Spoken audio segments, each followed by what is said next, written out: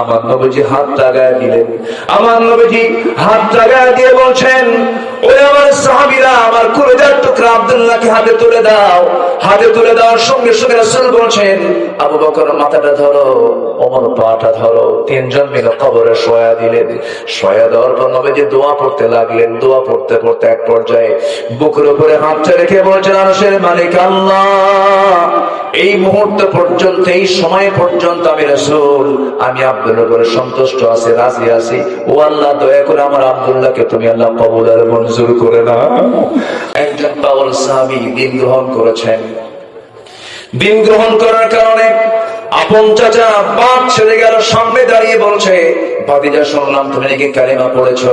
তিনি বলছেন, আপনি শুনবেন কেন? আপনি দেখেন, আশহাদু আল্লা ইলাহা ইল্লাল্লাহু ওয়াহদাহু লা শারীকা লাহু ওয়া আশহাদু আন্না মুহাম্মাদান আবদুহু ওয়া রাসূলুহু। হেদায়েতের মালিক কে? আসতে বলেন, হেদায়েতের মালিক কে? আল্লাহ। চাচা কালিমা পড়ে নাই, ভাতিজা কালিমা পড়ে নিয়েছে। এবারে চাচা বলছে, ভাতিজা সব ছাড়বো কিন্তু বাপ দাদা ছাড়বো না। বাপ দাদাও সোর, আমিও সোর। এরকম আছে না কিছু লোক? আছে না? আমার বাপ যে দল করে গেছে সেই দলকে আর ছাড়া যায়? আমার বাপও জাহান্নামে, আমিও জাহান্নামে। যা যেরকম নাউযুবিল্লাহ, এটা করা যাবে না। সঙ্গে সঙ্গে ভাতিজা বলছে, চাচা আপনার বাপ, আপনার দাদা ভুল পথে ছিল, গোমরা ছিল, আমি তো গোমরার পথে যাবো না, আমি কালিমা পড়ে নিয়েছি। এবারে চাচা থাপ্পড় মেরে সন্তানটাকে ভাতিজাকে ফেলে দিয়া রক্তাক্ত করে এবার বলছে, তোর সমস্ত সম্পত্তি সবাইকে নিয়ে, সব কমের লোককে ডেকে নিয়ে জোর করে আদায় করে ছাড়বো। এবার ভাতিজা মুচকি হাসি মেরে বলে, চাচা সম্পদটা আপনি দেখলেন, কিন্তু আমার ইমানের কাছে সম্পদের কোনো মূল্য নাই। জোরাজুরি করার দরকার না, আমি আপনার ভাতিজা আব্দুল্লাহ অনায়াসে দিয়ে দিলাম। রাগ কমে নাই। এক পর্যায়ে পরের লুঙ্গিটা পর্যন্ত খুলে নিয়েছে, উলঙ্গ করে ঘর থেকে রাস্তায় বের করে দিয়েছে। সে আব্দুল্লাহ মার দরজায় গিয়ে নক দিয়ে বলছেন, মা দরজা খোলো, আমার দিকে তাকাইও না। কালিমা গ্রহণ করেছি, দিন গ্রহণ করেছে, নবীকে মেনে নিয়েছে, নবীর আনুগত্য গ্রহণ করেছি, আমাকে উলঙ্গ করে আমার চাচা ঘর থেকে বের করে দিয়েছে। আমার গায়ে কোনো কাপড় চোপড় নাই। বাবা, মা দেখো তো ঘরের মধ্যে কোনো সামান্য কিছু কাপড় যদিও থাকে, আমাকে সতর্ক ডাকতে হবে। এই কথা বললেন। মা ঘর থেকে এক খন্ড কাপড় তার হাতে দিয়ে দিল। সে এক খন্ড কাপড় দিয়ে কোনো মতো সতর্কটা ঢাকলেন আব্দুল্লাহ। এবার বলছেন, মা পৃথিবীর কোন দরবার ভাল লাগে না, আমার শ্রেষ্ঠ দরবার আমার নবীর দরবার। মা আমার জন্য দোয়া করো। আমি রওনা দিলাম। শীতকাল, প্রচন্ড শীতের ভিতরে একাকী রওনা দিয়েছেন, পায়ে হেঁটে রওনা দিয়েছেন, চলে গেছেন মদিনায়। নবীর হুজরাখানার সামনে, দরজার সামনে গিয়ে পরাঘাত করছেন, নক করছেন। আমার নবীজি দরজা খুলে দেখেন থরথর করে কাঁপতেছে একজন যুবক, গায়ে কোনো কাপড় চোপড় তেমন নাই। কিচ্ছু বললেন না, ভিতরে ঢুকলেন। আমার নবীজি ব্যবহৃত সুন্দর দুইটা জুব্বা আস্তে করে বাইরে বের করে দিয়ে বলছেন, আব্দুল্লাহ জুব্বা পড়ো। হুজুর, আমার চাচা আমার শরীর থেকে কাপড় চোপড় খুলে নিয়েছে। রাসূল বলছেন, তোমার চাচা তোমাকে উলঙ্গ করে বিদায় করে দিয়েছে, আর বিশ্বনবী তোমার গায়ে তার নিজের গায়ের জুব্বা উপহার দিয়ে দিয়েছে। কোনো টেনশন নাই। আব্দুল্লাহ, তুমি কি বলতে চাও বলো? তুমি কিছু চাও নাকি আল্লাহর কাছে? হ্যাঁ চাই। কি? আল্লাহ যেন আমাকে মৃত্যুর রাসওয়াত শহীদ হিসেবে কবুল করে দেন। আমার নবীজি দুহাত উঁচু করে আল্লাহর দরবারে দোয়া করছেন, ও আল্লাহ, আমার কলিজার টুকরা আব্দুল্লাহর জান মালকে তুমি আল্লাহ কাফের বেঈমানদের জন্য হারাম করে দাও। আল্লাহু আকবার বলেন। এই দোয়াটা যখন করলেন, সঙ্গে সঙ্গে আব্দুল্লাহর মন খারাপ হয়ে গেল। আব্দুল্লাহ বলে ফেললেন, ইয়া রাসূলুল্লাহ, আমি চাইলাম কি, আপনি করলেনটা কি? আমি তো শহীদ হতে চাই। আপনি যদি আমার জান মাল কাফের বেঈমানদের জন্য হারাম ঘোষণা করে দেন, আমি শহীদ হব কেমনে? রাসূল বলছেন, আব্দুল্লাহ রে, বুঝতে ভুল, তুমি এমন চিন্তা করো কেন? শাহাদাতের তামান্না যদি লালন হয়, ওয়া ইম্মা তাআলা ফিরাশিহি, তোমার মওত যদি বিছানায় হয়ে থাকে, আল্লাহ তোমাকে শহীদের দরজা দিয়ে দিবেন। আব্দুল্লাহ, চিন্তা করো না, যাও, কোরআন দিলাম, আসহাবে সুফফায় সদস্য হয়ে যাও। জোরে জোরে কোরআন পড়েন, চিৎকার করে কোরআন পড়েন। এই অবস্থা দেখে সাহাবীরা বিরক্ত হয়ে নবীর কাছে এসে নালিশ করলেন, হুজুর, নতুন একজন সাহাবী আসছে, কে? আব্দুল্লাহ জোরে জোরে কোরআন পড়ে। সেজন্য আস্তে আস্তে কোরআন পড়ে। রাসূল বলছেন, আব্দুল্লাহর ব্যাপারে তোমরা কিছু বলতে যেও না, কারণ আব্দুল্লাহ ঈমান আনতে নিয়ে আমাকে মহব্বত করতে গিয়ে দুনিয়া বিক্রি করে সেই ঈমানটাকে টিকে রেখেছে। জোরে কোন সুবহানাল্লাহ। আব্দুল্লাহ জোরে জোরে পড়ো, কেউ বাধা দিও না। আমার নবীজি তাকে কাছে কাছে রাখতেন। যুদ্ধের ডাক চলে এলো, আমার নবীজি মদিনা থেকে অভিযানে বের হলেন। রাসূল বলছেন আমার আব্দুল্লাহ কোথায়, আমি ওকে সাথে নেবো আজকে। সাথে নিয়ে রওনা করলেন, চলে গেলেন সেই অভিযানে। অভিযান শেষ হয়ে গেল, ফেরত আসার সময় আমার নবী এখানে সংবাদ আসলো, হুজুর আপনার প্রিয় সাহাবী আব্দুল্লাহ মারাত্মক আহত, মারাত্মক অসুস্থ। রাসূল বলছেন আমার আব্দুল্লাহর সেবা করো, শুশ্রূষা করো। 3 দিন পর আমার নবীর কাছে নিউজ চলে আসলো, হুজুর আপনার প্রিয় সাহাবী কলেজের টুকরা আব্দুল্লাহর দুনিয়াতে নাই। আমার নবী কান্নায় ভেঙে পড়লেন। এবার বলছেন সাহাবীরা আমার আব্দুল্লাহর জানাজার নামাজটা আমি কাউকে পড়াতে দেব না। রাসূল বলছেন ও আমার সাহাবীরা তোমরা প্রস্তুতি নিয়ে নাও, গোসলের আয়োজন করো, জানাজার জন্য কাফনের কাপড় পরায় দাও। আব্দুল্লাহর জানাজার ইমামতের দায়িত্ব আমি রাসূল নিজের কাঁধে তুলে নিয়েছি। জানাজা শেষ হয়ে গেল। জানাজা সম্পন্ন হওয়ার পর রাসূল বলছেন সাহাবীরা রে আমার কলেজের টুকরা আদরের দুলা আমার আব্দুল্লাহ কবরটা তোমরা কোথায় খনন করেছো? হুজুর ওই যে 2 পাহাড়ের চিপায়। রাসূল বলছেন সাহাবীরা রে ও আমার সাহাবীরা আব্দুল্লাহর কবরে আমাকে নিয়ে যাও। রাসূল চলে গেলেন, কবরের সামনে দাঁড়ায় বলছেন সাহাবীরা আমার আব্দুল্লাহর কবরে আব্দুল্লাহকে রাখার জন্য আমি কাউকে দায়িত্ব দেব না, আমি রাসূল নিজে নেমে আমার কলিজার টুকরা আব্দুল্লাহকে কবরে শোয়া দেব। আমার নবীজি নিজে নামলেন, নিজে নেমে বলছেন আবু বকর ডানে নামো, ওমর বামে নামো। কয়জন নামলেন? 3 জন নামলেন। আমার নবীজি হাত লাগায় দিলেন। আমার নবীজি হাত লাগায় দিয়ে বলছেন ওই আমার সাহাবীরা আমার কলিজার টুকরা আব্দুল্লাহকে হাতে তুলে দাও। হাতে তুলে দেওয়ার সঙ্গে সঙ্গে রাসূল বলছেন আবু বকর মাথাটা ধরো, ওমর পাটা ধরো। 3 জন মিলে কবরে শোয়া দিলেন। শোয়া দেওয়ার পর নবীজি দোয়া পড়তে লাগলেন। দোয়া পড়তে পড়তে এক পর্যায়ে বুকের উপরে হাতটা রেখে বলছেন আরশের মালিক আল্লাহ এই মুহূর্ত পর্যন্ত, এই সময় পর্যন্ত আমি রাসূল আমি আব্দুল্লাহর উপরে সন্তুষ্ট আছি, রাজি আছি। ও আল্লাহ দয়া করে আমার আব্দুল্লাহকে তুমি আল্লাহ কবুল আর মঞ্জুর করে নাও।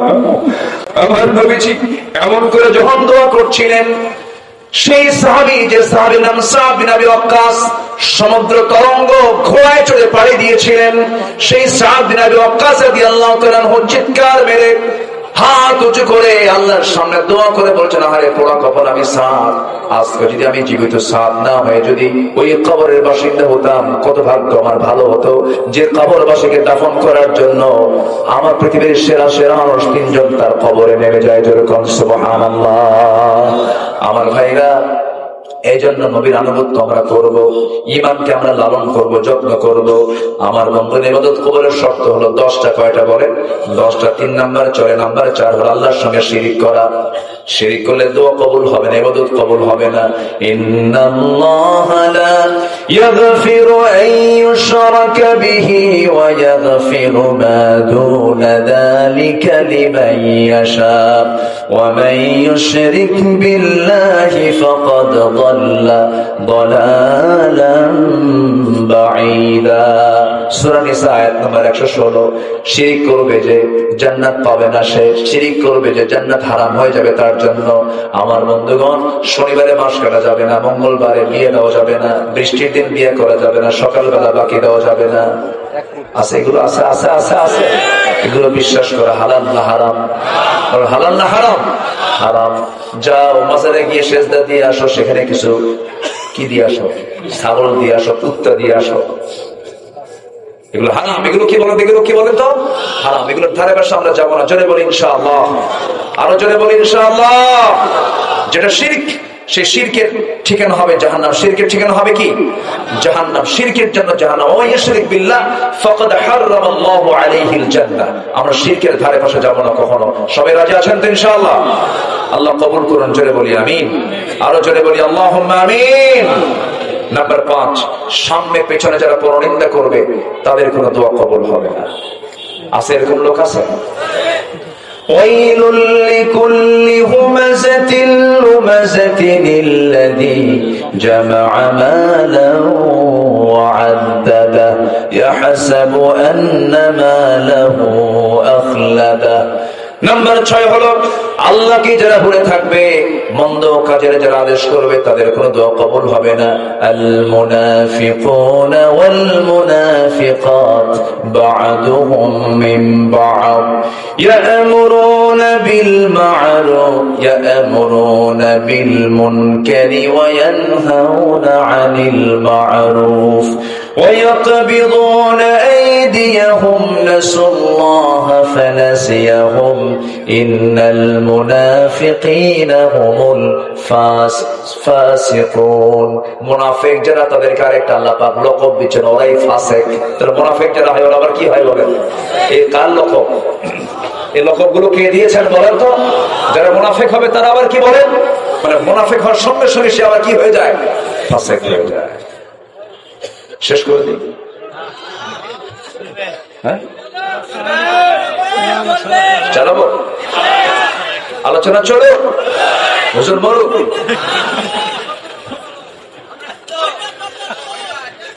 মাশাআল্লাহ, যে আজকের মাহফিল, মাশাআল্লাহ, আমি খুবই খুশি হয়েছি। এত দ্রুত আপনারা মাহফিলে চলে আসছেন, আলহামদুলিল্লাহ বলেন, জোরে বলি আলহামদুলিল্লাহ। মাহফিল এমনই হওয়া উচিত। আমার পরে আরো মেহমান আছে, তো আমার ছোট ভাই আছে, আপনার ছোট ভাই, সে কথা বলবে, আপনারা শুনবেন। আমার অনেক দিনের ছোট, প্রায় 1 যুগ ছোট সে। আজকে তার আলোচনা আপনারা প্রাণ খুলে শুনবেন ইনশাআল্লাহ। আমি একটু ভাঙ্গা চোরা একটু ঘষাঘষি করে দিয়ে চলে গেলাম। সবাই নামাজ পড়বো তো ইনশাআল্লাহ। এশা এবং ফজর যারা জামাতে হবে, আল্লাহ পাক তাকে গোটা রাতে নফল নামাজের সওয়াব দিয়ে দিবেন। আজকের এশা এবং ফজর যেন জামাতে হয়, জোরে বলি ইনশাআল্লাহ। আল্লাহ কবুল করুন, আল্লাহ কবুল করুন। নাম্বার 7 হলো শয়তানের যারা পদাঙ্ক অনুসরণ করবে, তাদের কোনো দোয়া কবুল, ইবাদত কবুল হবে না। একই ব্যক্তি মাহফিলের সভাপতি, আবার একই ব্যক্তি যাত্রা পার্টির সভাপতি, আছে কিনা বলেন? আছে কিনা বলেন? একই ব্যক্তি জুমার নামাজও পড়ে, আরেক ব্যক্তি আবার নাইট ক্লাবে গিয়ে মদ খায়, আছে কিনা বলেন? হাজির সাহেব হজ করে আসছে, বউকে ন্যাংটা করে দুপসাচিয়া শহরে করে, এমন হাজি পাজি আছে না নাই? এগুলো শয়তানের পদাঙ্ক অনুসরণ। ওরা আল্লাহ খুশি করতে চায়, শয়তানের যেন বেজার না হয়। যেরকম নাউজুবিল্লাহ, হোটেল মে শরাব পেও, মসজিদ মে নামাজ পড়ো, হোটেলে গিয়ে মদ খাও, মসজিদে গিয়ে নামাজ পড়ো, আল্লাহ খুশি হোক, শয়তানও বেজার না হোক। নাউজুবিল্লাহ বলেন। নাম্বার 8 হলো যারা লোক দেখানো ইবাদত করবে, তাদের কোনো দোয়া কবুল হবে না। আমরা কি লোক দেখানো করবো না আল্লাহর জন্য করবো? কার জন্য বলেন? আল্লাহর জন্য। এর মধ্যে একটা শ্রেণী হলো যারা নামাজকে নষ্ট করবে।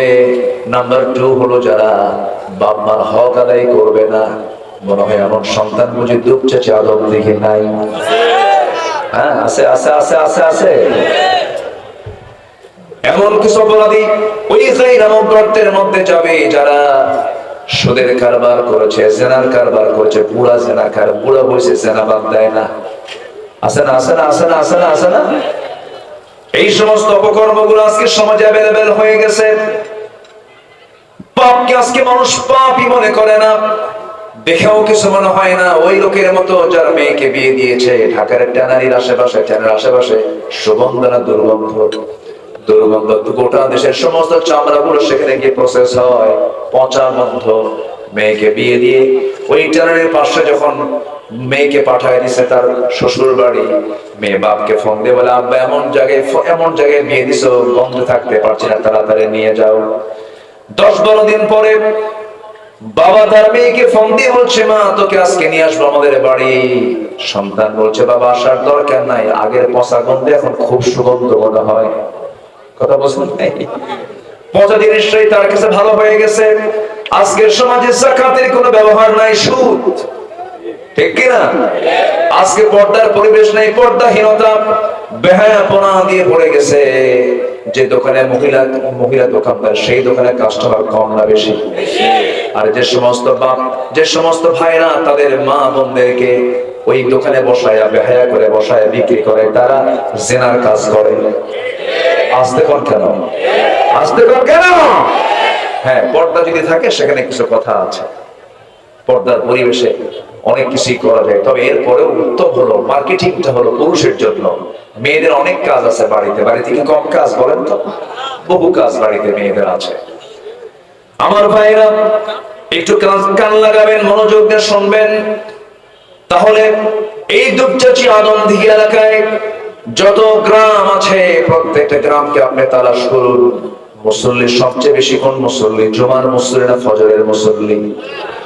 জুমার মুসল্লি এত বেশি জায়গা হয় না প্রথম কাতারে। সেই সমস্ত মুসল্লি গুলো যায় প্রথম কাতারে গিয়ে বসে, সারা সপ্তাহ নামাজ নাই, মোজ কাটা, দাড়ি কাটা, মাথার চুলগুলো উল্লুক ভাল্লুক, এরপরে লুঙ্গিটা পড়ছে মসমসা, আবার ফাটাফাটি একটা পাঞ্জাবি, সুতির পাঞ্জাবি ইস্ত্রি কইরা জায়নামাজ একটা নিয়ে জায়গা দখল করে হুজুর সামলায় কথা কন। আছে না, আছে না, আছে না? এগুলো মুসল্লির ওপর ডাকাত। ওই সমস্ত মুসল্লির কোনো দাম নাই, ওই সমস্ত মুসল্লির কোনো পুরস্কার নাই। ফাওয়াইলুল লিল মুসাল্লিন আল্লাযীনা হুম আন সালাতিহিম সাহুন আল্লাযীনা হুম ইউরাউনা ওয়া ইয়ামনাউনাল মাউন। জোরে বলুন আল্লাহু আকবার। ওই সমস্ত মুসল্লি ধ্বংস হয়ে যাক যারা লোক দেখানো নামাজ পড়ে, অবহেলা করে নামাজ পড়ে। ওয়াইদা কামু কুসালা, যখন সে নামাজে দাঁড়ায় হেলে ধুলে দাঁড়ায়, মনোযোগ দিয়ে নামাজ পড়ে না। মুনাফিক সব নামাজ পড়তে পারে কিন্তু কিসের নামাজ পড়তে পারে না? বলেন বলেন, কিসের বলেন, কিসের বলেন? তাহলে বলুন সবচেয়ে কম মুসল্লি কোন ওয়াক্তে? বলেন। এখন বলুন তো আমরা কোন কাতারে আছি? মুমিনের কাতারে না মুনাফিকের কাতারে? আলহামদুলিল্লাহ। আলহামদুলিল্লাহ কইছে, আলহামদুলিল্লাহ বলা যাবে? কি বলতে হবে? ফজর কি সবাই পড়তে রাজি আছেন? সবাইকে পড়তে রাজি আছেন? আমার বন্ধুগণ, আমি বলতে চাই এখানে বহু গ্রামের লোক এসেছেন পৌর এরিয়া। আপনার গ্রামকে আপনার দেখার দায়িত্ব আছে না নাই? আপনি নিজে একজন দায়িত্বশীল হয়ে যান। দাওয়াতি কাজ কি একার না সবার? আল্লাহ রাব্বুল আলামিন বলেন, ওয়ামান আহসানু কাওলান মিম্মান দাআ ইলাল্লাহি ওয়া আমিলা সালিহান ওয়া ক্বালা ইন্নানি মিনাল মুসলিমিন। জোরে বলুন আল্লাহু আকবার। তার কথার চাইতে উত্তম কথার কার হতে পারে? যে বান্দাগুলো মানুষকে আল্লাহর দিকে ডাকে, ওয়া আমিলা সালিহান, নিজে ভালো কাজ করে। নিজে কি কাজ করে? ভালো কাজ করে। লিমা তাকুলুনা মা লা তাফআলুন, সেই কথা তুমি কেন বলতে যাও যেটা তুমি নিজে করো না? আল্লাহ পাক এটাকে পছন্দ করেন না, এইজন্য বলছেন ওয়া আমিলা সালিহান, দাওয়াত দেয় আল্লাহর দিকে, নিজেও ভালো কাজ করে। আর বুক উঁচু করে বলে প্রথম পরিচয় আমি বাঙালি, বাংলাদেশি না মুসলমান। আমরা কি বলেন বলেন বলেন, আমরা কি এই 16 বছর শুধু বাঙালির জিকির করছে? কিসের জিকির করেছে? আমরা বাঙালি, আমার বাংলাদেশে, ঠিক আছে ভালো কথা, কিন্তু আমাদের প্রথম পরিচয় কি? আমাদের জাতির পিতা কে? এখানে প্যাস লাগাইছিল না? প্যাস লাগাইছিল কিনা? প্যাস ছুটাই দিছে সব, যা সব প্যাস ছুটাই দিছে। জাতির পিতা হওয়া সস্তা না। বিড়ি খায় জাতির পিতা হওয়া যায় না। বিড়ি খাও দেখছেন? দেখছেন বুকটা টানা? দেখছেন কি কি টানটা টানছে? হ্যাঁ, চড়ক চড়ক। হ্যাঁ, যে নেতৃত্বে নামাজ নাই, যে নেতৃত্বে আল্লাহর দিন নাই, সে আমার বাপও যদি নেতা হয় ওই নেতৃত্বে মানি না, জুতা মারি, থুতু মারি।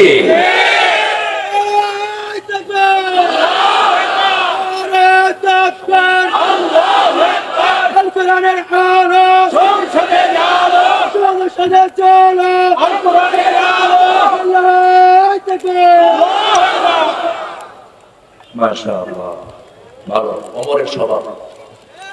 বলি আলহামদুলিল্লাহ। মার খাইছে বহু, আর মার খাবো না আমরা। মার খাওয়া সুন্নাত, মার দেওয়া সুন্নাত, ঠিক কি না? রাসূল কি শুধু মার খাইছেন নাকি? মক্কায় খাইছেন, মদিনা এসে দিয়েছেন। আমরা এখন দেওয়ার সময় এসেছে আমাদের। খালি মার খাবো নাকি? সদা আল্লাহ বলছেন কুল্লা বানান, গিরাই গিরাই সাইজ কর। কোরআনে আয়াত আছে না? আয়াত আছে না নাই? বেশি বাড়াবাড়ি করবা, ইসলামের বিরুদ্ধে কথা বলবা, ঝাঁটা পেটা করবো। কোন সুযোগ বাতিলদের দেওয়ার কোন সুযোগ নাই। বাতিল তো বাতিল। বাতিল কি? বাতিল। বাতিল কখনো কাছের হতে পারে না। মুনাফিকি ধর্ম না ছাড়বো বলেন? তাহলে মাহফিল আল্লাহু আকবার, নামাজ আল্লাহু আকবার, মাঠে মিছিলে কি বলেন? আরো জোরে বলেন, আরো জোরে বলেন। আমাদের রব কে? বলেন আমাদের রব কে? আমাদের আইনদাতা কে? আমাদের নেতা একজন মুহাম্মদ সাল্লাল্লাহু। বাস, এর বাইরে আমাদের যাওয়ার কোনো সুযোগ নাই। কিন্তু কিছু কিছু মানুষ আছে, বুজুর্গি দেখে মনে হয় বিশাল বড় বুজুর্গ। না না, আল্লাহ বলছেন ওয়া মিনান নাসি মান ইয়াকুলু আমান্না বিল্লাহি ওয়া বিল ইয়াউমিল আখির ওয়া মা হুম বিমুমিনিন। মানুষের ভিতরে কিছু মানুষ আছে যারা বলে ঈমান এনেছে, আল্লাহর উপরে পরকালকে বিশ্বাস করেছে, কিন্তু না না, আল্লাহ বলছেন ওয়া মা হুম বিমুমিনিন, প্রকৃতপক্ষে তারা কখনো মুমিন হতে পারে না। নবীর পিছনে ইক্তেদা করেছে, নবীর বিরুদ্ধে মসজিদের দেওয়াল তৈরি করে ফেলেছে। আছেন এরকম? আছেন? আছে। আমার নবীর বিরুদ্ধে আন্দোলন করেছে, আবার নবীর পিছনে নামাজও পড়েছে। বদরের উস্কানি দেতা মুনাফিক, উহুদের উস্কানি দেতা মুনাফিক, খন্দকের উস্কানি দেতা মুনাফিক চক্র সারা জীবন বেশি কষ্ট দিয়েছে রাসূলকে মুনাফিকেরা। সেই মুনাফিক আমার দেশেও আছে না নাই? আমরা ধর্মীয় মূল্যবোধে বিশ্বাসী, কিন্তু গাঁজা খায়া সিট খেয়ে বসে থাকে। ধর্মীয় মূল্যবোধ, এটা দিয়ে জান্নাত পাওয়া যাবে না। ধর্মীয় মূল্যবোধ মানে একমাত্র ধর্ম দিয়ে, ইসলাম দিয়ে সবকিছু চলার নাম ধর্মীয় মূল্যবোধ। করছেন নাকি আপনারা? আমার বন্ধুগণ, নবীজি সবচেয়ে বেশি পেরেশান হয়েছেন মুনাফিকের দ্বারা। এইজন্য আল্লাহ রাব্বুল আলামিন রাসূলকে স্পেশাল বলে দিলেন, ইয়া আইয়ুহান নাবিয়্যু জাহিদিল কুফফারা ওয়াল মুনাফিকিন ওয়াগলুয আলাইহিম ওয়া মাআওয়াহুম জাহান্নাম ওয়া বি'সাল মাসীর। জোরে বলুন আল্লাহু আকবার। হে নবী, আপনি জিহাদ ঘোষণা করুন, সংগ্রাম ঘোষণা করে দিন কাফিরদের বিরুদ্ধে, মুনাফিকদের বিরুদ্ধে। মুনাফিক কোনো কাফের নয়, মুনাফিক কোনো মুশরিক নয়। মুনাফিক এক শ্রেণীর মুসলিম নামধারী যারা কালেমাও পড়ে, নামাজও পড়ে, রোজাও রাখে, কপালও কালো চিহ্ন, কিন্তু চরিত্র হলো মুনাফিক। আছে না নাই? আছে না নাই? সব নামাজ পড়বে, কিন্তু কি নামাজ পড়তে পারবে না? ফজর। আমি প্রত্যেক গ্রাম থেকে যারা এসেছেন সবাইকে বলবো, গ্রামের ভিতরে ফজর নামাজ বাস্তবায়ন কমিটি করবেন। যুবকরা তোমরা করবা, যুবকরা তোমরা এগিয়ে আসলে পরে দেশ এগিয়ে যাবে। যেমন এগিয়ে এসেছো, একদম দুপুরবেলা গিয়ে কোনো ধরনের লাঞ্চ করছো, মুরগির রান খাইছো, ঠিক কিনা বলেন? যুবকরা তোমরাই পারবা সবকিছু চেঞ্জ করে দিতে। যুবকরা পৃথিবীকে গড়তে পারবে, পৃথিবীকে ভাঙতে পারবে। যুবকরা কোরআনটা বুকে নাও, নামাজটা লালন করো, গ্রাম কমিটি তৈরি করো, নামাজ কমিটি তৈরি করো, ফজর নামাজ বাস্তবায়ন কমিটি, গ্রামের তালিকা করো, কোন বাড়িতে কোন পুরুষের জন্য নামাজ ফরজ। একদিন, দুদিন, 3 দিন, 4 দিন, 5 দিন, 7 দিন, 10 দিন দাওয়াত দিবা, সুন্দর করে বুঝাবা, কখনো ধমক দিবা না। উদউ ইলা সাবিলি রাব্বিকা বিল হিকমা, হিকমতের প্রজ্ঞার জ্ঞান যার নাই সে দাওয়াত দিতে ব্যর্থ হয়ে যাবে। ধমক দিয়ে দাওয়াত হবে না। দাওয়াতের জন্য দাওয়াত আগে দরকার না, ধৈর্য আগে দরকার। বলেন কি আগে দরকার? একজন নবীর মধ্যে খুব রাগ ছিল, সেই নবীর নাম কি বলেন? আল্লাহ পাক তাকে ততদিন পর্যন্ত নবুয়ত দেন না যতদিন না তার ধৈর্য না কমেছিল। খুব রাগ, পোকা মারলি বারুদের মতো জ্বলে। কোন নবী বলেন? কোন নবী? থাপ্পড় মারলি মানুষ মরে। একদিন 2 বছর বয়সে মুসা ফেরাউনকে থাপ্পড় মেরেছিলেন। 2 বছর বাচ্চা থাপ্পড় খেয়ে সিট হয়ে পড়ে বলে, ও আসিয়া, এটাই হবে আল্লাহর পয়গম্বর মুসা। কেন? ওর থাপ্পড় ওইটি বলে দেয় এটা আল্লাহর নবী হবে। আসিয়া বলছেন, স্বামী আমার এত ভয় করেন কেন? আপনি তো রব। বলতেছেন না, টের পাইছি 2 বছর বাচ্চার যে থাপ্পড় খাইলাম, এটা মনে হয় না 2 বছর বাচ্চা, ওকে মেরে ফেলে দেব। আসিয়া বলছেন, স্বামী আমার, আপনি যদি 2 বছর বাচ্চার থাপ্পড় খায় শীত হয়ে পড়েন, এই কারণে যদি মেরে ফেলেন, জনগণ যখন জানবে আপনার সম্মানটা কোথায় যাবে। তাই তো আসিয়া কাউরে কইও না, ও থাকুক, আল্লাহকে ঠিক আছে বাসুক। সুবহানাল্লাহ। অসম্ভবকে সম্ভব করেন কে? কে করেন? কে করেন? কে করেন? শত্রুকে ঘরে লালন করেন কে? ফেরাউনের শত্রু হলো মূসা, কিন্তু সেই মূসাকে ফেরাউনের ঘরে ধীরে ধীরে বড় করলেন। আমার বন্ধুগণ ধীরে ধীরে বড় হতে লাগলেন, কিন্তু থাপ্পড় মারা যার স্বভাব অভ্যাস মাঝে মাঝে তো প্র্যাকটিস হয়েই থাকে। একটু বড় হয়েছে, এক যুবক বেয়াদবি করে বারবার, প্রচন্ড রাগ উঠে গেছে, রাগের ঠেলায় হাত আগে দিয়েছেন, মারছেন থাপ্পড়। কিছু কিছু লোকের হাত আগে চলে না, মারছে থাপ্পড়, থাপ্পড় মারার সঙ্গে সঙ্গে মরে গেছে। এবার সঙ্গে সঙ্গে মুসা বলছেন, আরে কি কাণ্ড হয়ে গেল, আমি ওকে শাসন করার জন্য থাপ্পড় মারলাম, তুই ঠিক হয়ে যা, কিন্তু মরে গেছে। আমি তো মারার নিয়তে মারি নাই, মেরে ফেলার জন্য মারি নাই। আল্লাহ, মারার কেসের আসামি আমি নই, তুমি আল্লাহ, তুমি মারছো। আল্লাহু আকবার। মুসা, তোমার থাকা যাবে না, দেশ ছাড়ো, হিজরত করো। ইব্রাহিম আলাইহিস সালাম হিজরত করেছেন, মুসা আলাইহিস সালাম হিজরত করেছেন, আমার নবী মুহাম্মদ সাল্লাল্লাহু ইনিও হিজরত করেছেন। আল্লাহর পয়গম্বররা আরামে দিন যাপন করতে পারেন না। আশাদুন নাসি বালাগুল আম্বিয়া ফাল আমসাল সুম্মাল আমসাল। প্রত্যেক মানুষের মধ্যে সবচেয়ে বেশি বালা মুসিবতের সম্মুখীন হয়েছে আল্লাহর নবীরা। আগুনে ফেলে দেওয়া হয়েছে কোন নবীকে বলেন? বলেন বলেন বলেন। সমুদ্রের বক্ষে নিক্ষেপ করে মাছের পেটে রেখেছেন কোন নবীকে বলেন?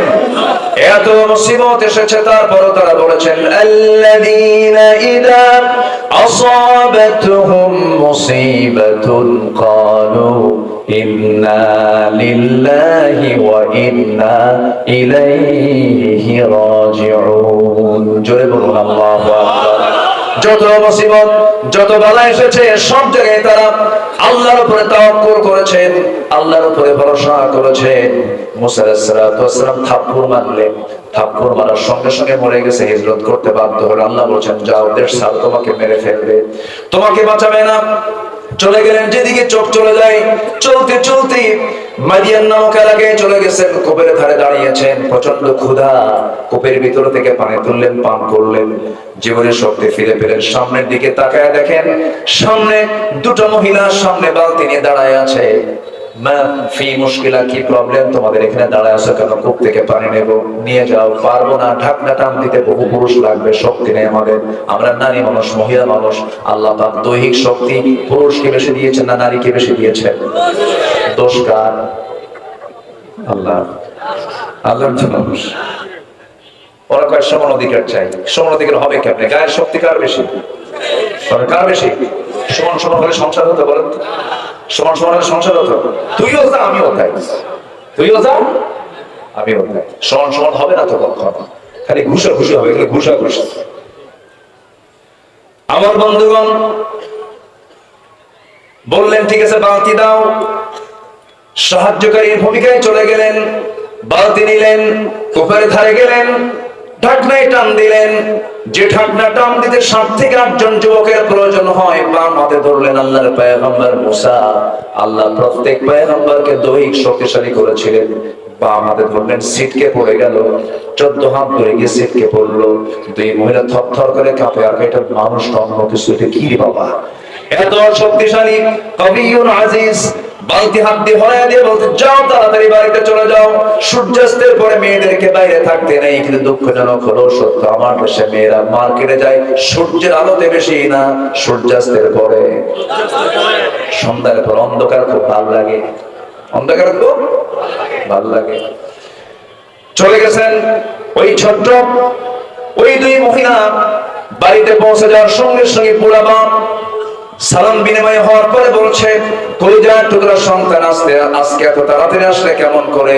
সূর্যাস্তের পর তো তোমাদের সময় লেগে যায়, আজকে তাড়াহুড়ো করে কেমন আসলে? কাঁদবা। একজন যুবকের সন্ধান পেলাম, খুব শক্তিশালী যুবক, দারুণ শক্তি রাখে। ঢাকনায় হাত দিল, ছিটকে পড়ে গেল। এবার বৃদ্ধ পিতা বলছে, ও আমার বড় মেয়ে, কালকে গিয়ে ওই কূপের পাশে দাঁড়াবে, ওই যুবকের সন্ধান পেয়ে যাবে, আমার পক্ষ থেকে সালাম জানায় বলবে, আবুনা শাইখুন কাবীর, আমাদের বাপ বড় বুড়া মানুষ, সালাম জানিয়ে বলবে আমি তাকে দাওয়াত দিলাম, সে যেন আমার বাড়িতে আসে। এই কথা বলে মেয়েকে পরের দিন পাঠায় দিয়েছেন, চলে গেছে। যুবকের সঙ্গে দেখা হলো, সালাম বিনিময় হওয়ার পরে বলছে, আপনাকে আমার আব্বা দাওয়াত দিয়েছেন, আপনি যাবেন নাকি? মনে মনে চিন্তা করলেন, এই এলাকায় একটা মানুষ আমাকে চিনে না, এমনিতে বেকায়দায় চলে আসছি, কেউ তো চেনে না, চিনলে তো ভালোই হয়, পরিচয় হলে ভালোই হয়, ঠিক আছে যাবো। কিন্তু মহিলা, আমি যাবো কেমনে? বাড়ি ঘর তো চিনি না। বাড়ি ঘর চিনেন না তো কি হয়েছে? কোনো সমস্যা নাই, আমি আপনাকে নিয়ে যাব, আমি সামনে সামনে চলবো, আপনি আমার পিছে পিছে চলবেন, আমি ডানে যাব আপনি ডানে যাবেন, আমি বামে যাব আপনি বামে যাবেন, কোনো সমস্যা নাই।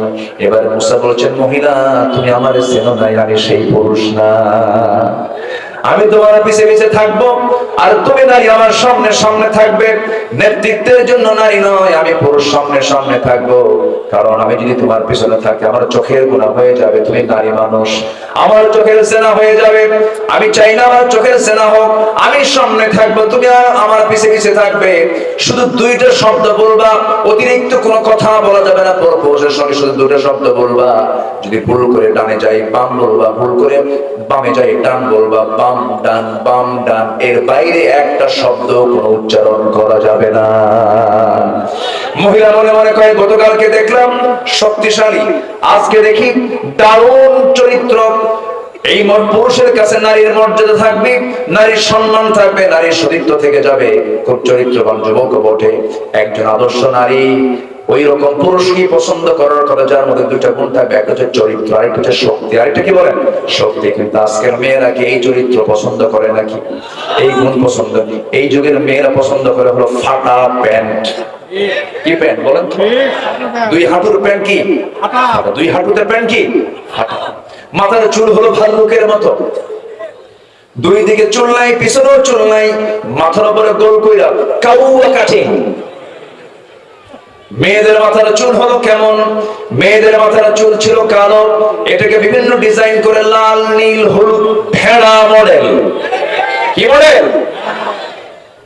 রুচির পতন হয়ে গেছে, রুচির কোন গন্ধ আজকের সমাজে নাই, পর্দা পরিবেশের কোন গন্ধ নাই, পর্দা করে না, বোরকা পরে না, এমন বোরকা পরে বোরকার গায়ে আবার আয়না লাগানো, আয়না মানে আসল, এই জাতীয় বোরকা পরা যাবে না। বোরকা হবে কয় কালার? কয় কালার? সেটার নাম কি বলেন? আরো জোরে, আরো জোরে। এটাই হলো তাকওয়া। আমার মায়ের কি মাহফিল আছে? আমার বন্ধুগণ, এবার মুসা বলছেন, আমি সামনে সামনে যাব, তুমি আমার পিছে পিছে আসবে। চলতে চলতে চলতে চলতে বাড়ি পেয়ে গেছেন। বাড়ি পর সঙ্গে সঙ্গে বৃদ্ধ লোকটার সামনে দাঁড়ানো, সালাম দিলেন মুসা আলাইহিস সালাতু ওয়াস সালাম, করমর্দন করলেন, আলিঙ্গন করলেন। এবার বলছেন, হে যুবক, তোমাকে আমি চিনি, আমাকে আপনি চিনেন কেমনে? তোমার নাম তো মুসা। জড়সড় হয়ে গেল, হারে আমার চেনা মানে আমার তো বিপদ, আমি তো ঘটনা ঘটাইছি। কি মনে আছে আপনাদের? আমার চেনা মানে তো বড় বিপদ হয়ে যাবে। সঙ্গে সঙ্গে বলছেন, আপনি আমাকে চিনেন কেমনে? আমি তো বুঝতে পারলাম না, এত দূর আসলাম। এবার বৃদ্ধ লোকটা বলছে, শোনো, শুধু নাম জানি না, কামও জানি কি, থাপ্পড় মারছো, মানুষ মরে গেছে, এরপরে আসছো। আরো জড়সড় হয়ে গেছে। এবার বলছেন, ও যুবক, তুমি যার সামনে দাঁড়িয়ে দাঁড়িয়ে কথা বলছো, এই যুবক, এই বৃদ্ধকে, যে বুড়ার সামনে কথা বলছো, এই বুড়া সাধারণ কাতারের বুড়া নয়, সাধারণ মানুষের মধ্যে সাধারণ মানুষ নয়। এই বুড়ার পরিচয় হলো ওয়াইলা মাদিয়ানা আখাহুম শুআইবা। মাদিয়ানবাসীর জন্য আল্লাহ পাক যাকে পয়গম্বর করে পাঠিয়েছেন, আমি হলাম সে আল্লাহর পয়গম্বর শুআইব আলাইহিস সালাতু ওয়াস সালাম।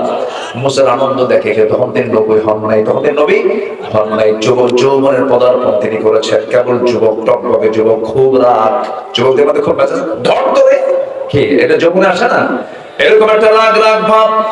এই সময় শুআইব বলছেন, শোনো, কোনো টেনশন নাই, আমি তোমার শত্রু নই, আমি আল্লাহর নবী, তোমাকে আমি পছন্দ করে ফেলেছি, তুমি এসেছো, ভালো কথা। গতকালকে আমার মেয়ে দেখেছো, আজকে আমার মেয়ে দেখেছো, এই দুইটা মেয়ের যে কোনো একটা মেয়েকে আমি তোমার সঙ্গে বিয়ে দেব। বিয়ে কি করবা নাকি মুসা বলো? যখন তখন। কি বলতেছে? কি বলতেছে বলেন? যখন তখন বিয়ে করবো মানে? এক পায়ে খাড়া, কয় পায়ে? এক পায়ে খারাপ। কিন্তু মেয়ের বাপ শুআইব বলছেন, শোনো, আমার মেয়েকে যে তোমার সঙ্গে বিয়ে দেব, কিন্তু তোমার ব্যাকগ্রাউন্ড তো খারাপ, কেন? থাপ্পড় মারলেই মানুষ মরে, এখন বিয়ে দেওয়া যাবে না। বিয়ে দেব, একটু দেরি আছে, একটা কাজ করতে হবে। কি কাজ? আমার বাড়ির ছাগলগুলো তোমার পালতে হবে।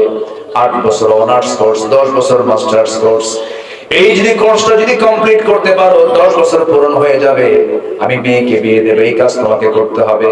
মুসা নিজেকে ভাগ্যবান মনে করে, হারে নবী আমাকে আদর করে আমাকে দায়িত্ব দিয়েছেন, কিন্তু পৃথিবীতে যত জীবজন্তু আছে এর মধ্যে সবচাইতে শান্ত ভদ্র প্রাণীর নাম হতেছে ছাগল।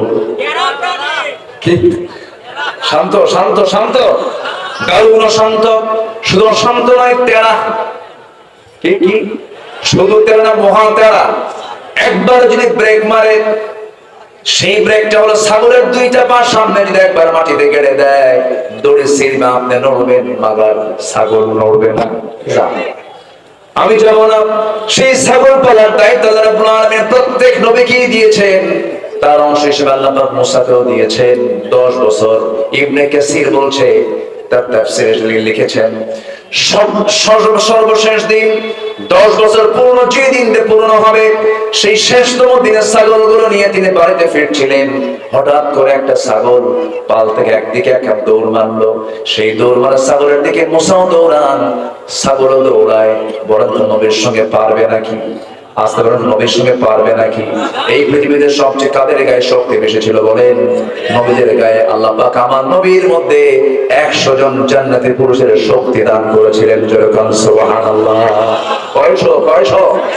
100। আমার নবীর গায়ে শক্তিটা সবচেয়ে কি বেশি ছিল, এবং সুন্দর ছিলেন সবচাইতে বেশি। আমার বন্ধুগণ, শেষ পর্যন্ত কি হলো? ছাগলগুলো নিয়ে আসার পথে একটা ছাগল একদিকে দৌড় মেরেছে। সেই দৌড় মারা ছাগলের পিছনে পিছনে তিনিও দৌড়ান, ছাগল দৌড়ায় পিছনে তিনিও দৌড়ান। শেষ পর্যন্ত ধরে ফেললেন ছাগলটাকে। ধরে ভাবলেন যে মেরেই ফেলবো রে। খেপে গেছেন, রেগে গেছেন। দুই হাতে শক্ত করে ধরে সামনে চড়ায় নিয়েছেন, মারবেন, আছাড় মেরে মেরে ফেলবেন। লক্ষ্য করে দেখেন বেচারা ছাগলটার চোখ মুখে দারুণ ভয়, খুব কাঁপতেছে ভয়ে। ওইদিকে লোমকূপ দিয়ে ঘামগুলো টপ টপ করে পড়তেছে। মুসা মনে মনে চিন্তা করলেন, তোরে মাইরা কি লাভ? তুই তো ছাগল, পাগলে কিনা বলে, ছাগলে কিনা খাই, মেরা তোরে লাভ কি? আস্তে করে দুই পা ছেড়ে দিয়া ছাগলটাকে বুকের মধ্যে আলিঙ্গন করে নিয়ে আদর করলেন, তাকে মহব্বত করেন, ভালোবাসা দিলেন, দয়া মায়া প্রকাশ করলেন। আল্লাহ বলেন, মুসা তোমার রাগ কমে গেছে, নবুয়ত দিয়ে দিলাম। যেরকম সুবহানাল্লাহ। ধৈর্যের দরকার আছে না নাই? এই যে বসে আছেন, এটা কি? যেরকম এটা কি বলেন? ধৈর্য। নামাজ আগে না ধৈর্য আগে?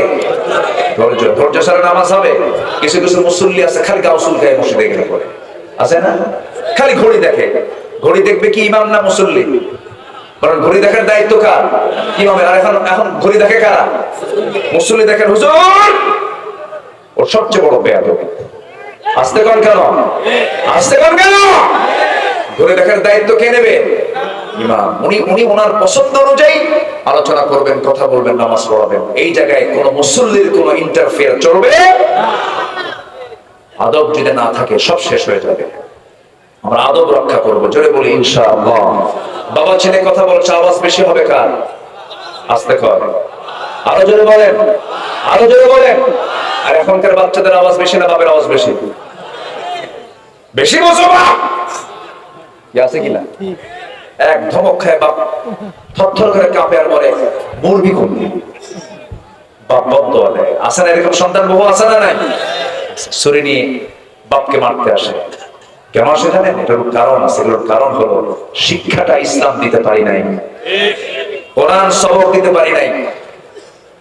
এই কোরআনের সবক যে সিনায় থাকবে, আমি হলফ করে বলবো পৃথিবীর কোন বৃদ্ধাশ্রমে কোন আলেমের বাপকে দেখতে পাবেন না, কোন হাফেজের বাপ মাকে দেখতে পাবেন না। বাংলাদেশের গাজীপুরে যান, আমি পরিদর্শন করেছি, ভিজিট করেছি। ওখানে কোন আলেমের বাপ নাই, আলেমের মা নাই। আচ্ছা, সেখানে ইঞ্জিনিয়ারের বাবা, ডাক্তারের মা, বড় বড় অফিসারের মা, বিসিএস ক্যাডারের মা, ওরা ওদের মাকে নিয়ে বউর সাথে একসঙ্গে থাকতে লজ্জা পায়। বউ খিটখিট করে, সন্তানরা খিসমিস করে। কিন্তু ইসলাম যদি থাকতো, সন্তানদেরকে সেই সুযোগই দিত না। আমার মা আগে, তোরা পড়ে। ঠিক কিনা? কোরআনকে প্রশ্ন করুন, কোরআন বলে দাও। টাকা পয়সা দিয়েছি, কোথায় খরচ করব? আল্লাহ বলে দাও। 1 নাম্বার খরচের খাতটা কি? ইয়াসআলুনাকা মাযা ইউনফিকুন কুল মা আনফাকতুম মিন খায়রিন ফালিল ওয়ালিদাইনি ওয়াল আকরাবিন। জোরে বলুন আল্লাহু আকবার। খরচ করবে কোথায়? 1 নাম্বার হলো বাপ মার জন্য, এরপরে নিকটতম আত্মীয় স্বজনদের জন্য। এই জন্য আমার বন্ধুগণ, আমাকে আপনাকে সিদ্ধান্ত নিতে হবে, আমি ভুল করেছি, দিনগুলো শিখে নেব, ইসলাম শিখে নেব, কোরআন শিখে নেব। সন্তানদেরকে কোনো ক্রমে দিন শিক্ষা ছাড়া আগে অন্য শিক্ষার দিকে নিয়ে যাব না। ডাক্তার হবে, হাফেজ ডাক্তার হবে, ইঞ্জিনিয়ার হবে, হাফেজ ইঞ্জিনিয়ার হবে, এরপরে জজ হবে, হাফেজ জজ হবে, এমপি হবে, আলেম এমপি হবে, ইঞ্জিনিয়ার হবে, আলেম ইঞ্জিনিয়ার হবে, এরপরে মেজর হবে, হাফেজ মেজর হবে, ডাক্তার হবে, হাফেজ ডাক্তার হবে। এরকম করে করে যদি সব জায়গায় এরকম ইলমিওয়ালা লোকগুলো যদি সেটেল হয়ে যায়, অন্তত সেই ইঞ্জিনিয়ার কখনো রডের বদলে কখনো বাঁশ দেবে না। কি কথা কি বুঝতেছেন? কথা কি বুঝতেছেন? আল্লাহ বোঝার তৌফিক দান করুন, জোরে বলি আমিন। তাহলে প্রত্যেকটা গ্রামে আমরা ফজর নামাজ বাস্তবায়ন কমিটি গড়ে তুলবো ইনশাআল্লাহ। সবাইকে রাজি আছেন? যদি আজকের মাহফিলের ফলাফল যদি দেখেন যে জুমার মুসল্লির চাইতে ফজরের মুসল্লি মসজিদে বেড়ে গেছে, ভাবতে হবে আপনার গ্রাম হয়ে গেছে মাদক মুক্ত, নেশা মুক্ত একটা আদর্শের গ্রাম হয়ে গেছে। আল্লাহ কবুল করুন, আল্লাহ কবুল করুন, আল্লাহ কবুল করুন। আমি শেষ করে দেব, আলোচনা চালাবো। জোরে বলি ইনশাআল্লাহ, আরো জোরে বলি ইনশাআল্লাহ। আমরা মুনাফিক হব না মুমিন হব? মুনাফিক কোন নামাজ পড়তে পারে না? মনে আছে তো? মনে থাকে তো? আল্লাহ আল্লাহ আল্লাহ। আপনি কি রাগ করতেছেন নাকি আমার কথায়? আমরা কিন্তু নিজেরাই ধরা খেয়ে যাই মাঝে মাঝে। ওমরে ফারুক একদিন মাঝে মাঝে, ওমরে ফারুক রাদিয়াল্লাহু তাআলা আনহু, আচ্ছা ঠিক আছে, হ্যাঁ আসবে তো, কি যেন বলতেছিলাম ভুলে গেলাম। ওমরে ফারুক রাদিয়াল্লাহু তাআলা আনহু মাথার মধ্যে একটা কিছু ঢুকে দিলে হেরে যায় অন্য কিছু, তাই না? আসবে, সমস্যা নেই। ওমরে ফারুক নাম শুনছেন তো সবাই? কয় নম্বর খলিফা বলেন তো? 2 নম্বর খলিফা। বহুদিন আগে এক মাহফিলে বললাম ওমরে ফারুককে চেনেন কে? সামনে থেকে এক ছেলে দাঁড়ায় বলে হুজুর চিনি। কে? কেমন বাড়ি তো ধরে ভাড়া থাকে। এটা সেই ওমর, এটা হচ্ছে অর্ধ জাহানের শাসনকর্তা, একদম আড়ম্বর নয় অনাড়ম্বর জীবনের অধিকারী, পাঞ্জাবির পিছনে ছেঁড়া, একা একা চলে, ফকিরি জীবন, কুঠির ঘরে তার জীবন চালিয়েছেন। সাইয়েদনা ওমর ফারুক রাদিয়াল্লাহু তাআলা জনগণের ঘুমের কষ্ট না হওয়ার কারণে, জনগণ যেন ঘুমের কষ্ট না পায়, রাতের বেলা তিনি খালি পায়ে হাঁটতেন যেন। আমি হুযায়ফার কাছে আসছি, এজন্য আমি ওমর, তোমার কাছে আমার রাসূল মুনাফিকদের একটা তালিকা দিয়েছেন, সেই তালিকার ভিতরে আমি ওমর আমার নামটা আছে নাকি একটু দেখো তো। আমি মনে হয় ওমর মুনাফিক হয়ে গেছি। আরে এই কথা শোনার সঙ্গে সঙ্গে হুযায়ফা কেঁদে কেঁদে বলছেন, ভাই ওমর আপনি আমার কাছে এসে কি বললেন? আপনার ব্যাপারে রাসূল বলেছেন ওমর ফিল জান্নাহ, আমার ওমর জান্নাতি। যেরকম সুবহানাল্লাহ। কিন্তু সন্দেহ করেছেন আমি যেন মুনাফিক হয়ে গেছি। নাফাকা হানজালা, নাফাকা হানজালা চিৎকার মেরে মেরে নবীর কাছে এসে বলছেন হুজুর মুনাফিক হয়ে গেছে হানজালা। কেন? আপনার সামনে দুনিয়ার কথা মনে হয় না, বাড়িতে গেলে পরে বউ বাচ্চার কথা মনে হয়। হুজুর হুজুর আমি বুঝি হানজালা মুনাফিক হয়ে গেছে। সঙ্গে সঙ্গে রাসূল বলছেন না রে না হানজালা, বিয়ে আমার সুন্নাত, ব্যবসা আমার সুন্নাত, আমার উম্মতের বৈরাগ্য হলো জিহাদের ময়দান। হানজালা তুমি মুনাফিক হও নাই। যেরকম সুবহানাল্লাহ। আমার বন্ধুগণ, নাম্বার 2 হলো ইবাদত কবুলের জন্য নাম্বার 2 শর্ত হলো নামাজ অলসতা ত্যাগ করতে হবে, নামাজটা সুন্দর করে পড়তে হবে। সালাতু আলা ওয়াক্তিহা ইন্নাস সালাতা কানাত আলাল মুমিনিনা কিতাবান মাওকুতা। সময় মতো নামাজ পড়ব আমরা। সবাইকে রাজি আছেন? রাজি আছেন ইনশাআল্লাহ? 5 ওয়াক্ত নামাজ পড়বেন। কার একটা হাত তুলে দেখেন তো দেখি। জোরে বলি ইয়া আল্লাহ, ইয়া রহমান। আমাদেরকে ফজর, যোহর, আসর, মাগরিব, ইশা 5 ওয়াক্ত সালাত আদায় করার তৌফিক তুমি আল্লাহ দিয়ে দাও। জোরে বলি আমিন, আরো জোরে আমিন, আরো জোরে আমিন। নাম্বার 3 হলো আল্লাহ এবং রাসূলের চরম অবাধ্যতা এবং সীমা লঙ্ঘন যারা করবে তাদের কোন ইবাদত কবুল করবেন না। যিনি তিনি কে? আল্লাহ রাব্বুল আলামিন বলেন ومن يعص الله ورسوله ويتعد حدوده يدخله نارا خالدا فيها وله عذاب مهين যারা আল্লাহ এবং রাসূলের সঙ্গে নাফরমানি করবে এবং সীমা লঙ্ঘন যারা করবে, সীমারেখা যারা লঙ্ঘন করবে, আল্লাহ তাকে আগুনে প্রবেশ করাবেন, সেখানে সে স্থায়ী হবে, তার জন্য রয়েছে অপমানজনক একটা আযাব। নাউযুবিল্লাহ। ছোট সূরাতে কি ছোট্ট মানুষ দেখে শুনে মনে হয় যে কেন যেন, কিন্তু যে মরিচের ঝাল বেশি দেখি এত বড় না ছোট, তাও কি সোজা না উল্টা? উল্টা। তো ছোট জিনিসের ঝাল একটু বেশি হয়। আল্লাহ তুমি আমার আজকের মাহফিলে যিনি প্রধান অতিথি উনি দোয়া চেয়েছেন, এই জন্য আমি বলে ফেললাম, সবাই তার জন্য দোয়া করবেন। আল্লাহ যেন আমার নূর মোহাম্মদ আবু তাহের ভাইকে দ্বীনের জন্য কবুল করে নেন। জোরে বলি আল্লাহুম্মা আমিন। সম্মানিত ভাইরা, 9 নম্বর হচ্ছে যারা কুফরি করবে তাদের ইবাদত কবুল হবে না। যেহেতু রেকর্ড হয় কথা বলবো, রেকর্ডের জন্য ফিনিশিং কথা একটু বলা দরকার। আর ইউটিউবার যারা এসেছেন আজকের মাহফিলে, মাশাআল্লাহ অনেক ভালো, তারা অনেক ভালো, কিন্তু কিছু কিছু জিনিস একটু কালো বানান। সেটা হলো একটু যদি ভুল ভাল হুজুররা বলতে পারে, হয় না 2 ঘন্টা বক্তৃতায় কথা বেশি যায়, ভুল বেশি তা এটা হতেই পারে। ভুল যেটা হয় ইউটিউবাররা করে কি জানেন, এই ভুলটাই ফরওয়ার্ডে দেখুন, দেখুন হুজুরের কি কাণ্ড, এর আছে কিনা বলেন। এটা করবেন না, এটা কখনো করবেন না। এটা অনেকের জন্য বিশাল একটা মান সম্মানের বিষয় হয়ে দাঁড়ায়। মান সাতারা মুসলিমান সাতারাহুল্লাহু ইয়াওমাল কিয়ামাহ। যে ব্যক্তি কোনো মুসলমানের দোষকে, অনিচ্ছাকৃত একটা দোষ হয়ে গেছে, ভুল হতে পারে, যা আড়াল করবে আল্লাহ পাক কিয়ামতের দিন তার দোষকে আড়াল করবে। আমি আমার এই 26 বছর 25-26 বছর আমি চেষ্টা করেছি, আমি আজ পর্যন্ত আমি এটা মাথায় রাখি, মঞ্চে উঠে আমি 1000 বার ভেবে একটা শব্দ চয়ন করার চেষ্টা করি।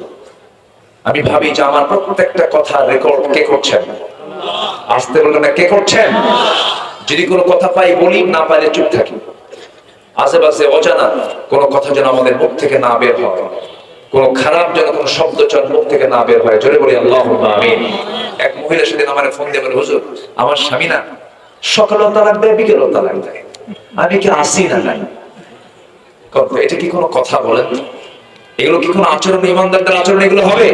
হবে না। ইমানদারদের কথা হবে অত্যন্ত তাৎপর্যপূর্ণ, প্রাসঙ্গিক, মজবুত কথা হবে। দলিল লেখক যেমন দলিল লিখতে নিয়ে খুব ভাবনা চিন্তা করে লেখেন, দাগ number, CS number, MRM number, সব নাম্বারগুলো ঠিক মতো যেমন লেখেন, ইমানদাররা যখন জবান দিয়ে কথা বলবে তখন চিন্তা আগে না কথা আগে? চিন্তা আগে, এরপরে কথা। নাম্বার 10 হচ্ছে 9 হচ্ছে কুফরি করা যাবে না। নাম্বার 10 হলো আল্লাহর সাথে মিথ্যা দৃঢ় অঙ্গীকার করে আবার তওয়াক্কুলের সাথে ভঙ্গ করা। এই যে আচরণ থেকে আল্লাহ পাক আমাদেরকে হেফাজত করুন। সম্মানিত ভাইরা, সম্মানিত বন্ধুগণ, আমি একটু সবার কাছে আরজ রাখবো, এই মাহফিল প্রত্যেক বছর হোক। সবাই কি চান আপনারা এই মাহফিল প্রত্যেক বছর হোক? সবাই কি চান? যদি চান একটু আমি সোজা কথাই বলি, যারা আসছেন দয়া করে যে যা পারেন 2, 4, 5 কেউ উঠবেন না। এদেশে আবার একটা ওষুধ আছে, শ্রোতার তাড়ানোর একটা ওষুধ, কি জানেন? কারেকশন। কারেকশন শুরু করলি শ্রোতা আর বলতে হবে না, শ্রোতা এমনি দৌড় মারে। কিন্তু আমি এই দৃশ্য আমি আজকে এখানে দেখতে চাই না। সবাই থাকবেন, দেন বা না দেন, প্রত্যেকের পকেটে, নিজ নিজ পকেটে, অন্যের পকেটে না, নিজ নিজ পকেটে যে যা পারি 2, 4, 5, 10, 20, 50, 100, 500। যদি কারোর কাছে টাকা না থাকে, বিড়ি থাকলে বিড়ি হতে,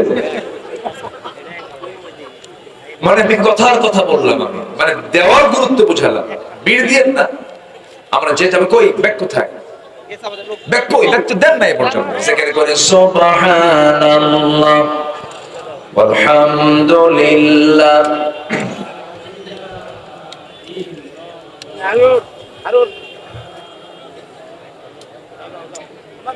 জিকির করে লা ইলাহা সুবহানাল্লাহ আলহামদুলিল্লাহ। আরো জোরে আল্লাহু আল্লাহ আল্লাহু আল্লাহ। কেউ উঠবেন না, কেউ যাবেন না। আমরা মাহফিলের সমাপ্তি কিন্তু এখনো করিনি। আমার পরে মেহমান আছে, আলোচনা করবেন। আপনারা সবাই বসুন।